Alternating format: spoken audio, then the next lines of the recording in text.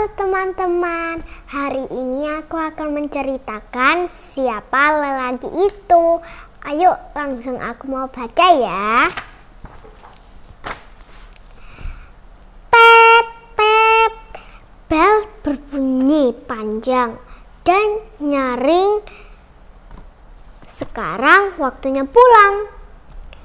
Retno memasukkan semua peralatan sekolahnya ke dalam ransel berwarna ungunya.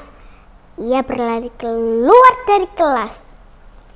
Setelah berpamitan pada Cika, teman sebangkunya, rumah mereka berlawanan arah. Jadi selalu pulang sendiri-sendiri. Rumah Retno tidak jauh dari sekolah. 10 menit sudah sampai jika ditempuh dengan berjalan kaki. Ia selalu berjalan kaki setiap pulang sekolah. Tetapi paginya diantar dengan ayah dengan sepeda motor. Perempuan berkuncir 2 itu melangkah riang di trotoarnya. Ransel ungunya bergerak ke kiri ke kanan dan mengikuti gerakan badannya. Langkahnya berbelok ke sebuah warung untuk membeli sebungkus makanan kecil. Tadi Reto sepanjang tidak menghabiskan uang untuk membeli jajan di kantin supaya memiliki cemilan sepanjang jalan pulang. Selain Retno, ada pembeli lain, seorang lelaki sebaya dia dengan ayahnya. Retno membalas senyuman lelaki itu ketika mata mereka bertemu. Retno keluar setelah membeli sebuah bungkus makanan ringan. Ia melangkah dan lagi sembari mengunyah makanan yang barusan ia beli. Dek, tunggu! Retno menoleh ke belakang. Ternyata lelaki yang tadi ia lihat di warung itu yang memanggilnya. Retno berhenti sebentar dan lebih memperhatikan wajah lelaki itu. Yang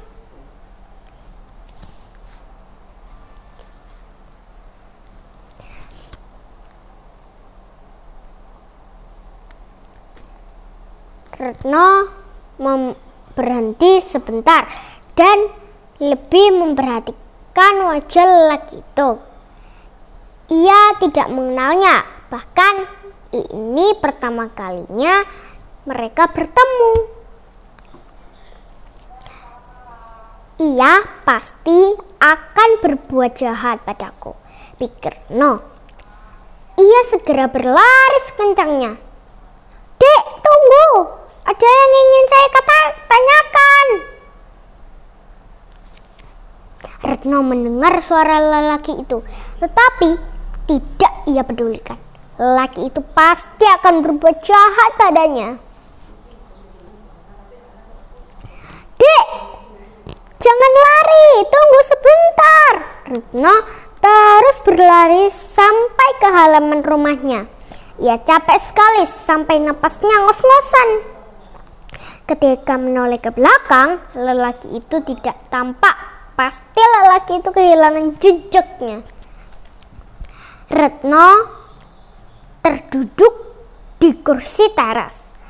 Keringetan Keringat menetes di wajahnya. Pintu depan terbuka. Ternyata ibu yang keluar. Ibu terkejut mendapati Retno duduk di kursi teras dengan napas ngos-ngosan.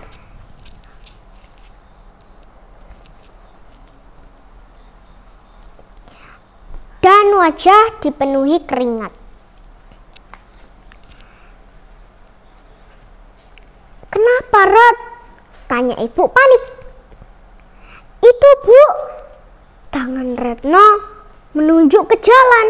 Ia belum bisa berbicara normal karena masih capek.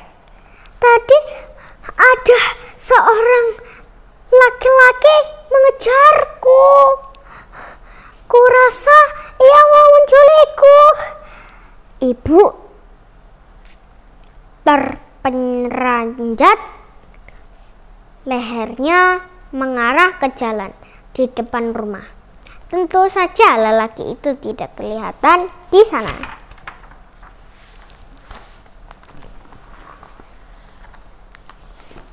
"Maksudmu bagaimana?" Retno menceritakan kejadian tadi sama ibu. "Orangnya seperti apa?" Ibu bertanya setelah Retno menjelaskan. "Tinggi, Bu. Kulihat agak hitam, kumisan dan kurus. Rambutnya ikal. Kurasa ia seumuran sama ayah." Ibu merasa tidak memiliki kenalan maupun famili seperti yang disebut Retno barusan. "Kalau begitu, kau harus lebih berhati-hati," ibu mengingatkan Retno. Retno mengangguk. Malamnya Retno menceritakan tentang lelaki itu sama ayahnya. Ia juga tidak memiliki kenalan dengan ciri-ciri yang disebutkan Retno. Mungkin ia cuma mau tanya alamat atau apa. Gitu saja pakai diributin, sahut Gino, abang Retno. "Gino, jangan anggap anteng masalah seperti itu," sahut ibu. "Berhati-hati, itu sangat perlu. Kejahatan sekarang ini semakin merajalela." Gino terdiam. Retno menjulurkan lidah padanya. "Besok jika lelaki itu masih ada dan masih mengikutiku dan memanggilmu, kau langsung lari saja, jangan tanggapi panggilannya," ayah mengingatkan Retno. "Ya.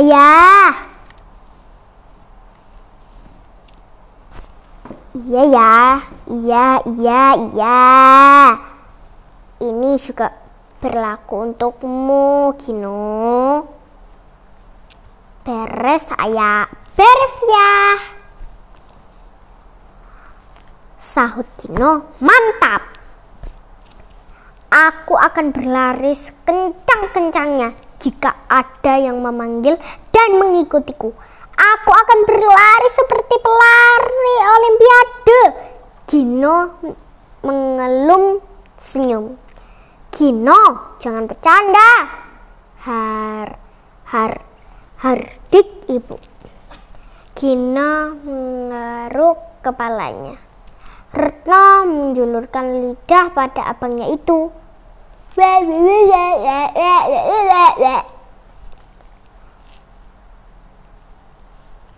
"Atau besok kau pulang sama Gino saja." "Enggak," sahut Retno cepat. Ia dan Gino memang satu sekolah. Retno kelas 5 SD, sementara Gino kelas 1 SMP.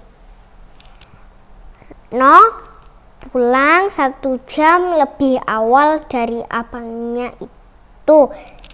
Itu artinya ia harus rela menunggu Gino.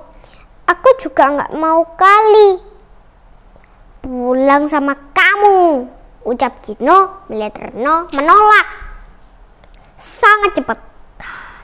Ya sudah kalau begitu, pokoknya kalian hati-hati saja, kata ayah. Hati-hati, Ret. Nanti teriak aja kalau lelaki itu masih mengikutimu, kata Cika sebelum berpisah di pintu gerbang. Retno tersenyum. Tadi ia memang menceritakan kejadian yang dialaminya sama Cika. Ia ingin Cika pun berhati-hati kepada orang yang tidak dikenalnya. Retno melangkah di trotoar, lehernya celingak-celinguk. Hari ini ia tidak akan jajan di warung tempatnya biasa jajan. Langkahnya berhenti tepat di depan warung langganannya. Tidak jauh di depan, lelaki itu berdiri di trotoar. Bahkan ia tersenyum pada Retno. Perempuan berkulit putih itu menjadi ketakutan. Retno menoleh ke belakang. Tidak ada siapapun yang di sekitarnya. Melihat Retno mematung, lelaki itu mengembalikan tangannya dan melangkah mendekati Retno. Sekarang apa yang harus Retno lakukan? Berteriak minta tolong atau baru pulang sekolah ya?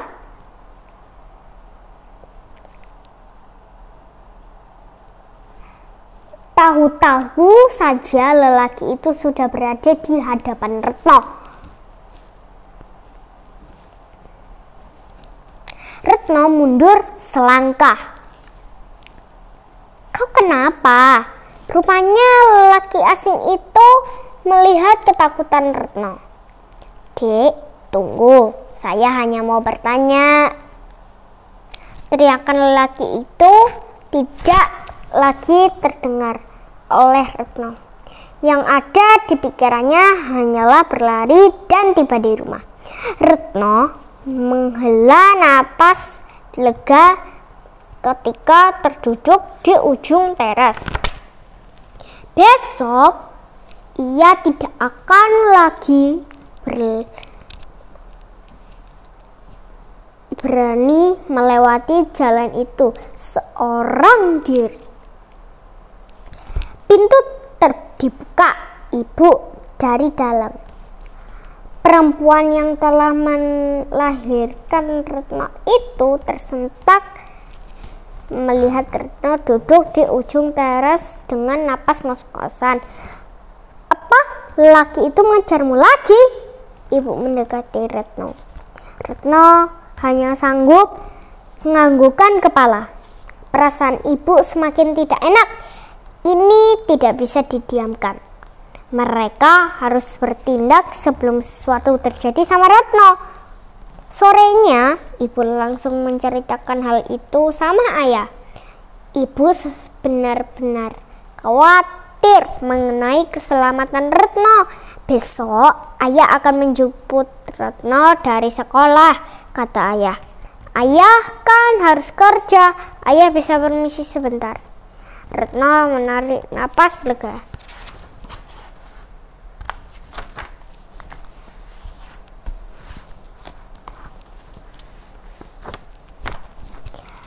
Ayah sudah menunggu di atas motornya saat Retno keluar dari gerbang sekolah.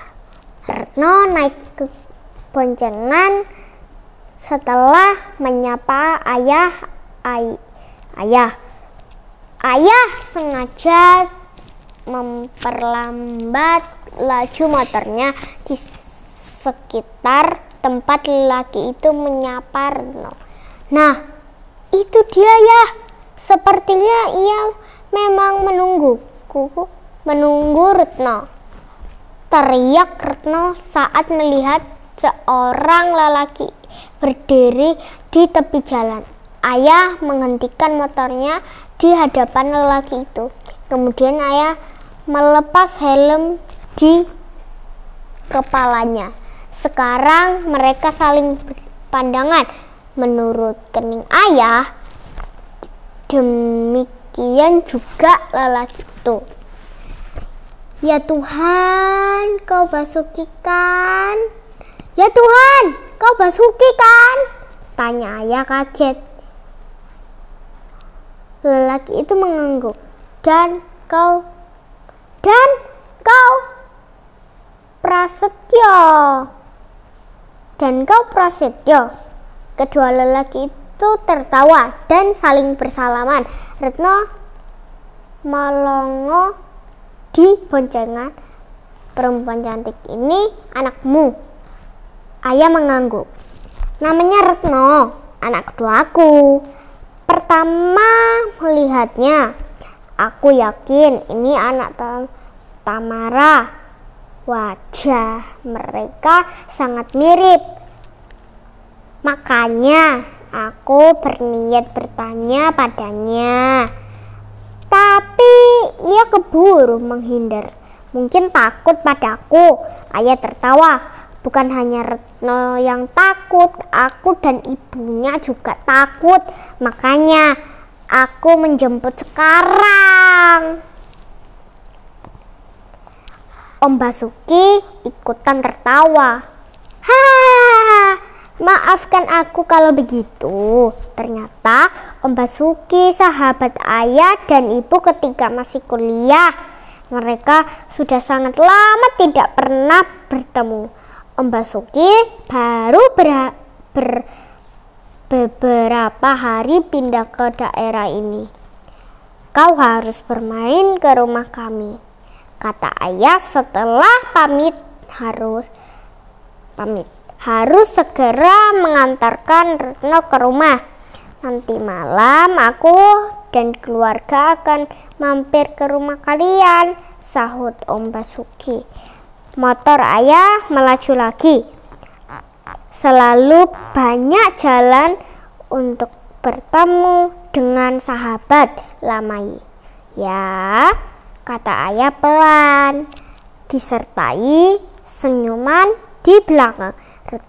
Retno mengangguk. Ia menarik nafas lega. Terima kasih guys, sampai ketemu besok.